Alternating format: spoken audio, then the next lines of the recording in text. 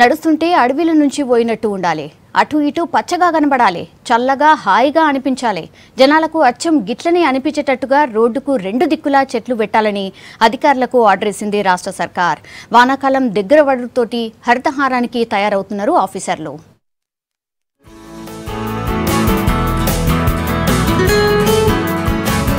వచ్చే జూలైలో మూడో దశ హరితహారం మొదలైతుంది. సీఎం చెప్పినట్టుగా ఈసారి హరితహారంలో రోడ్డుకు రెండు దిక్కులా చెట్లు పెట్టేటందుకు ప్రయత్నాలు చేస్తున్నారు అధికారులు.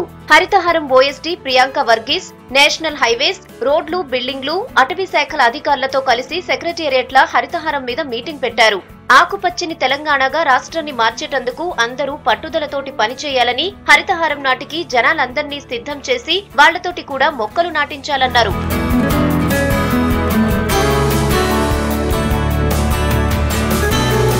హైదరాబాద్ నుంచి వెళ్లే జాతీయ రహదారుల మీద చెట్లు పెట్టాలని తొలి దశలోనే నిర్ణయం తీసుకుంది రాష్ట్ర ప్రభుత్వం. పోయినేడు విజయవాడ, బెంగళూరు హైవేలా పొంట మొక్కలు నాటింది. ఇది మంచి ఫలితాలు ఇచ్చిందని, ఆ జోష్లనే మిగతా జాగల్లా అన్ని ఏర్పాట్లు చేసి ఈ ఏడాది మొక్కలు నాటాలని ఆర్డర్ వేశారు ప్రియాంక వర్గీస్.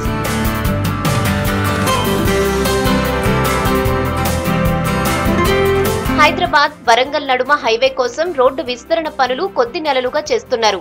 ఈ పనులు మొక్కలు నాటడానికి అడ్డుపడకుండా చూడాలన్నారు హరితహారం ఓఎస్డీ. ఏ ప్రాంతాలు మొక్కలు నాటడానికి అనుకూలంగా ఉన్నాయో వారం రోజుల్లోపట గుర్తించాలన్నారు. వరంగల్ హైవే పనుల కోసం 5,500 చెట్లను కొట్టేశారని, ఆ లోటు ఎలాగైనా పూడ్చాలన్నారు. హైవే పనులు పూర్తయ్యేదాకా ఆగకుండా హైవేకు సమాంతరంగా మొక్కలు ఎట్లా నాటితే మంచిగుంటదో ఓ రిపోర్ట్ ఇయ్యాలన్నారు.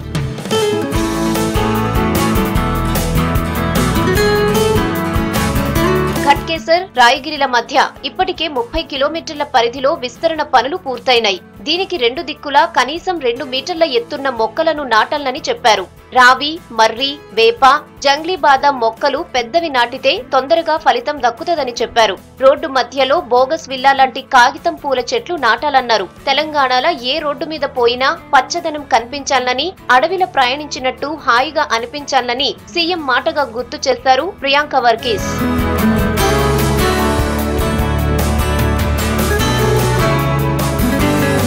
వర్షాలు రాకముందే అవసరమైన జాగల్లా మార్కింగ్ చేసి పిట్లు తీసి మొక్కలు సేకరించి వాటిని కాపాడాలన్నారు. హరితహారంలా సీఎం కూడా స్వయంగా పాల్గొని మొక్కలు నాటుతారని, వీడియోలతోటి లైవ్ ల చూస్తారని, ఎక్కడా నిర్లక్ష్యంగా పనిచేయొద్దని హరితహారం ఓఎస్డీ చెప్పారు.